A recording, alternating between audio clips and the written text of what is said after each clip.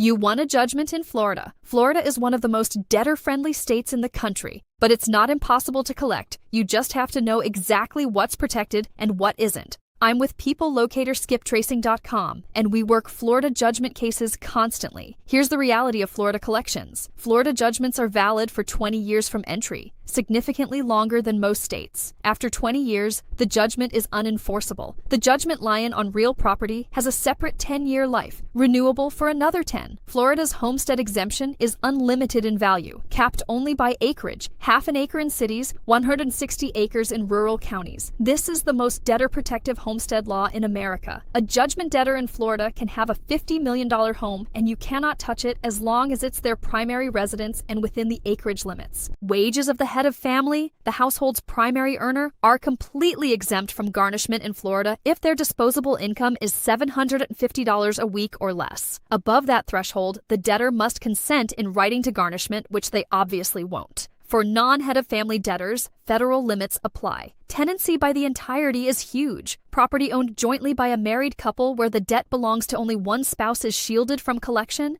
including bank accounts, real estate, and personal property held jointly. What you can collect against: solely owned bank accounts, solely owned vehicles beyond the $1,000 personal property exemption, business interests, and non-homestead real estate. Out-of-state assets are also fair game. Florida judgments can be domesticated in other states and enforced under those states' rules. The preceding supplementary process is Florida's debtor exam, under oath, in court, with full disclosure required. For professional asset searches and judgment recovery support in Florida, visit peoplelocatorskiptracing.com. 20 years of helping creditors find what's actually collectible.